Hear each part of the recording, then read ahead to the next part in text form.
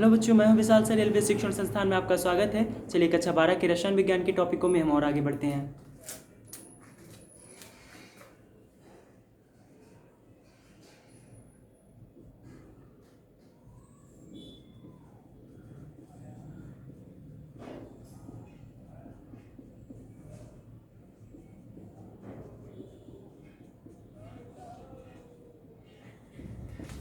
चलिए, तो इन टॉपिकों में हमारा क्रम चल रहा था। ठोस के प्रकार हम आपको पढ़ा रहे थे। तो ठोस के प्रकार क्या थे, उनकी सारणी चार्ट सारी चीज़ें आपको बता दी गई हैं। चलिए हम आगे के टॉपिक को पढ़ेंगे आज। तो आज का हमारा अगला टॉपिक है क्रिस्टल तथा क्रिस्टलीय निकाय।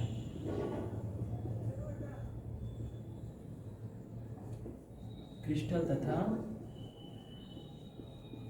क्रिस्टलीय निकाय।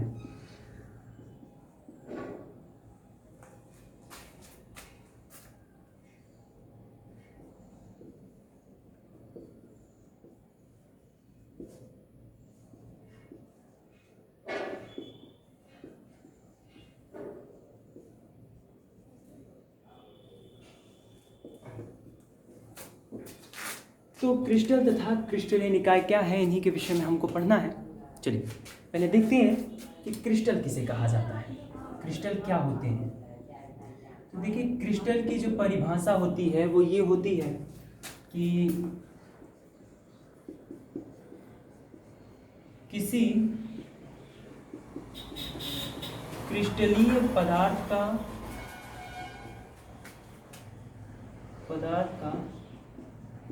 एक भाग क्रिस्टल कहलाता है।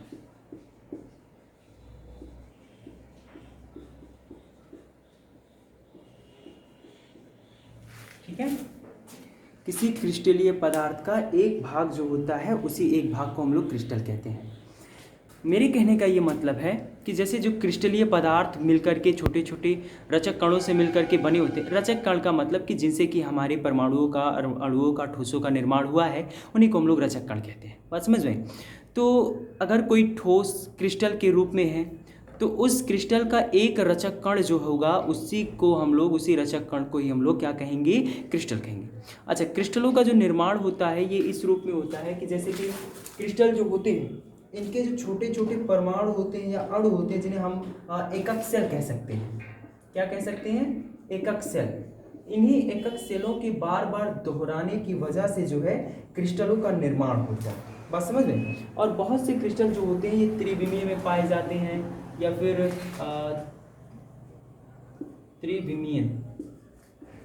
त्रिविमीय ज्यामितीय में पाए जाते हैं, या साथ ही साथ कई सारे ऐसे क्रिस्टल होते हैं जैसे कि पूर्ण व्यवस्थित आवर्ती विन्यास से जुड़ करके क्रिस्टलों का निर्माण करते हैं। बात समझ में? तो ये जो क्रिस्टल होता है ये क्या होता है, इसकी जो परिभाषा होती है वो ये होती है कि किसी क्रिस्टल के एक भाग को, अर्थात किसी क्रिस्टल के किसी एक रचक कण को ही हम लोग क्रिस्टल कहेंगे। कोई रचक कण है किसी क्रिस्टल का, जैसे रचक कण का मतलब होता है जिनसे मिलकर के हमारे परमाणु बने हुए हैं, उन्हें रचक कण कहेंगे। जिससे मिलकर के हमारा कोई ठोस बना रहेगा उसी को क्या कहेंगे, रचक कण कहेंगे।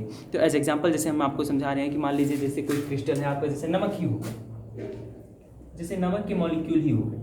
अगर नमक की ढेर सारी मात्रा जो कि क्रिस्टल के रूप में उपस्थित है, उसके किसी एक रचक कण को लेंगे तो वो एक रचक कण उसका क्रिस्टल कहलाएगा। क्रिस्टलों का जो निर्माण होता है ये एकक सेलों के बार बार दोहराने से, अनेक एकक सेलों के मिलकर के होता है। ये जो एकक सेल होते हैं ये त्रिविम व्यवस्था में भी उपस्थित हो सकते हैं, साथ ही साथ ज्यामितीय व्यवस्था में पूर्ण व्यवस्थित आवर्ती विन्यास में भी जुड़ करके जो है क्रिस्टल का निर्माण करते हैं। बात समझ में? अब किसी भी क्रिस्टल के कुछ निम्नलिखित बहुत इंपॉर्टेंट गुण हैं। चलिए देखते हैं कि क्या क्या गुण होते हैं।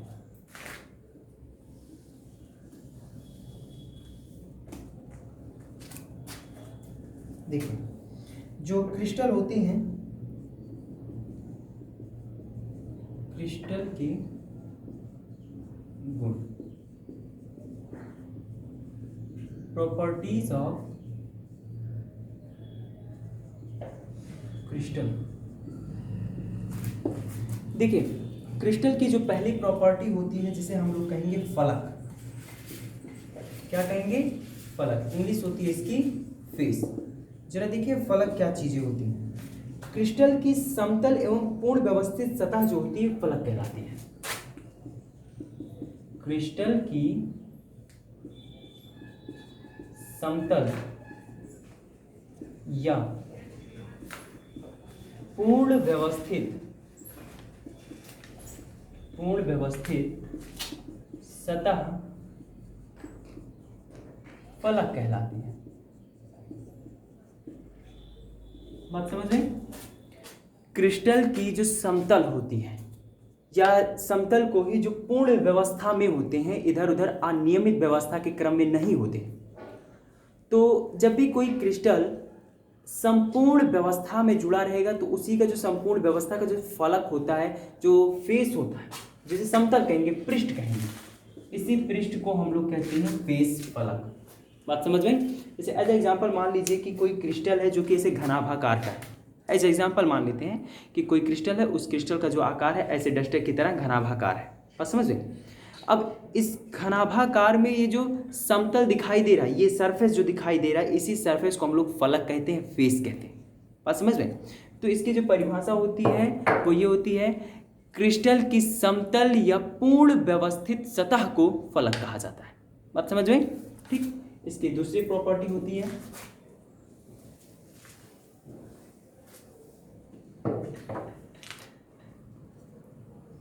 रूप, फॉर्म।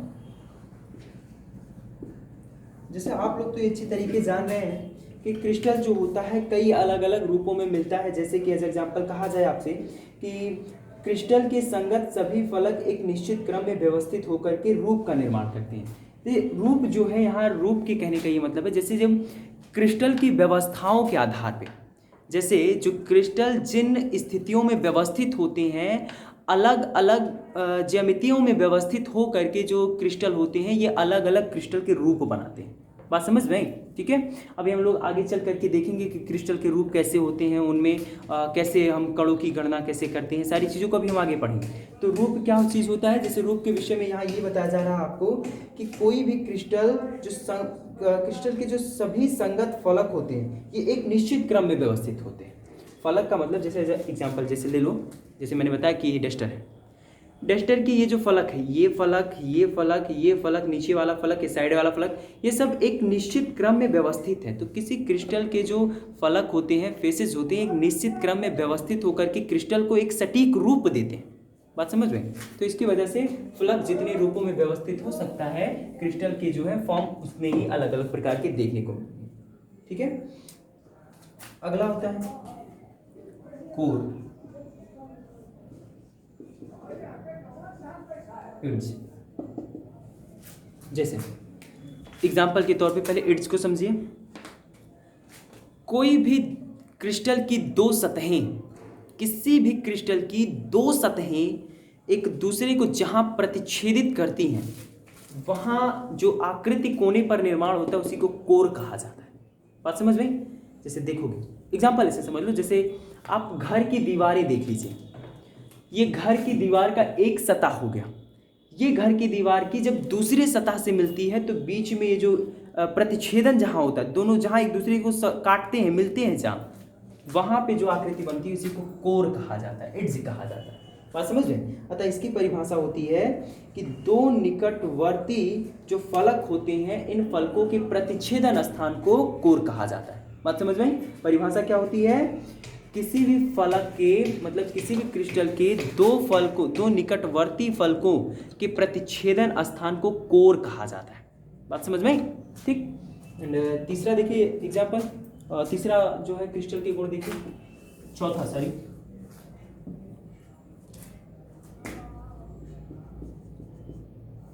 अंतरा फलकीय कोण।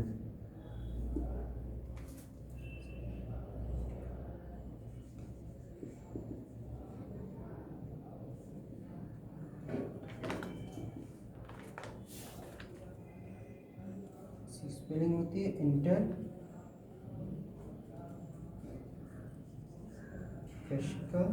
एंगल्स। चलिए देखिए, अंतरा फलकीय कोण क्या होते हैं। देखिए क्रिस्टल जो होता है पूरे, देखिए इससे पहले कोर क्या था, रूप क्या थे, सारी चीजों को एक एग्जांपल पे जैसे आप समझोगे। ये देखो, इस आकार को समझने का प्रयास कीजिएगा।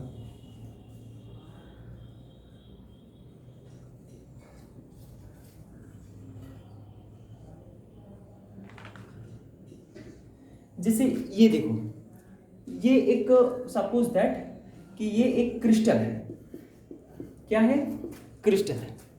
अब इस क्रिस्टल में ये एक फेस हो गया, ये दूसरा फेस हो गया, ये ऊपर तीसरा फेस, इधर चौथा फेस, पीछे जो पांचवा फेस, नीचे जो छठा फेस, 6 फलक दिखाई दे रहे हैं। तो ये जो सरफेस सामने वाला सतह दिखाई देता है, इसी को हम लोग फलक कहते हैं। अब कोई 2 फलक, जैसे एक इधर का एक इधर का, ये 2 फलक जहां प्रतिच्छेदित करते हैं, एक दूसरे को काटते हैं, मिलते हैं, वहां का जो स्थान होता है उसी स्थान को हम लोग कोर कहते हैं। क्या कहते हैं? कोर कहते हैं। अब अंतराफलकीय कोण क्या होता है? जैसे आप देख पा रहे हैं कि ये वाली सतह, ये जो सतह है, जब इस सतह से मिल रही है तो यहाँ एक कोण बन रहा है, एक झुकाव बन रहा है। किसी क्रिस्टल की 2 फलकें जहां परस्पर एक दूसरे को प्रतिच्छेदित करती हैं, उनके बीच जो झुकाव होता है, उसी झुकाव को हम लोग कहते हैं अंतराफलकीय कोण। बात समझ में कि अंतराफलकीय कोण क्या होता है? किसी भी क्रिस्टल की 2 फलकें जहां एक दूसरे को प्रतिच्छेदित करती हैं, उनके बीच प्रतिच्छेदित करने वाली फलकों के बीच का जो झुकाव होता है, उसी झुकाव को हम लोग क्या कहते हैं? अंतराफलकीय कोण कहते हैं। बात समझ रहे? तो ये जो है हमारे क्रिस्टल के गुणधर्म थे। अगला टॉपिक पढ़ते हैं।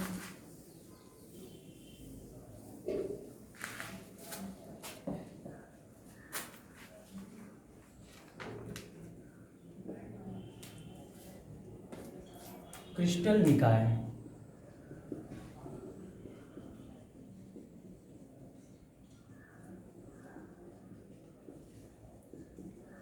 Crystal system.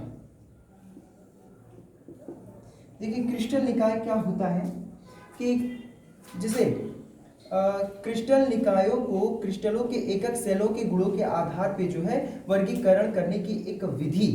ठीक है, क्रिस्टल निकाय क्या होता है? जैसे अभी मैंने आपको बताया कि जैसे जो क्रिस्टल बनते हैं, कोई भी क्रिस्टल जो बनता है, ये अपने रचक कणों की एक निश्चित व्यवस्था में रख करके बनाए जाते हैं।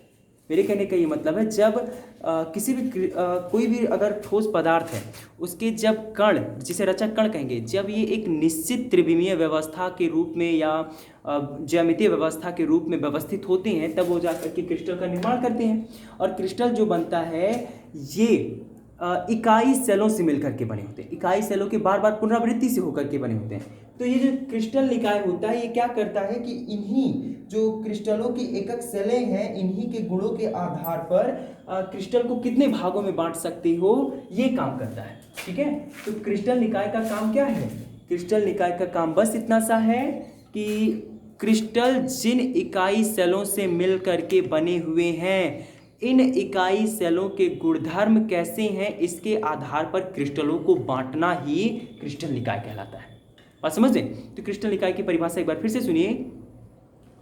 किसी क्रिस्टल की एकक इकाई के आधार पर, एकक इकाई के गुणधर्म के आधार पर क्रिस्टलों को बांटने की विधि, क्रिस्टलों को वर्गीकृत करने की जो विधि होती है, इसी विधि को हम लोग क्या कहते हैं? क्रिस्टल निकाय कहते हैं। बात समझ में? ठीक। अब इनकी जो विधियां हैं, चलिए इनकी विधियों पर ध्यान देते हैं। अच्छा, एक चीज़ और कि जो है अंतराफलकीय कोण के आधार पे, जैसे कि अभी मैंने बताया ना कि जो फलक होते हैं, ये किसी भी क्रिस्टल की जो फलकें होती हैं, ये फलकें एक दूसरे को जहाँ प्रतिच्छेदित करती हैं, तो फलकों के बीच का जो झुकाव होता है, इसी झुकाव को जो है हम लोग क्या कहते हैं? अंतराफलकीय कोण कहते हैं। तो अंतराफलकीय कोण के आधार पर जो क्रिस्टल निकाय होते हैं, ये 7 प्रकार के होते हैं। जो क्रिस्टल होता है हमारा, ये जो है 7 प्रकार के होते हैं। बात समझ में? कितने प्रकार के होते हैं? 7 प्रकार के होते हैं। तो आप इन 7 प्रकार के जितने भी क्रिस्टल हैं, इन क्रिस्टलों का कल हम फिगर बनवाएंगे। आप उन फिगर को ध्यान पूर्वक पढ़ लीजिएगा, उनकी सारी बातों को आप डिटेल पूर्वक याद कर लीजिएगा, क्योंकि न्यूमेरिकल जो है, अंकित प्रश्न जो है, अगर आपको ठीक से जो 7 प्रकार है, अगर 7 प्रकार के विषय में नहीं जाने रहोगे तो अंकित प्रश्न सॉल्व नहीं होते। चलिए देखते हैं कि 7 प्रकार कौन कौन से। पहला प्रकार होता है घनीय क्रिस्टल, दूसरा होता है द्विसम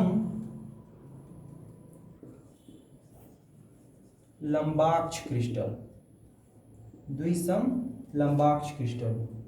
एंड तीसरा होता है विषम लंबाक्ष क्रिस्टल। एंड तीसरा होता है, सॉरी चौथा ये होता है एकांताक्ष क्रिस्टल। और पांचवा होता है त्रिंताक्ष क्रिस्टल।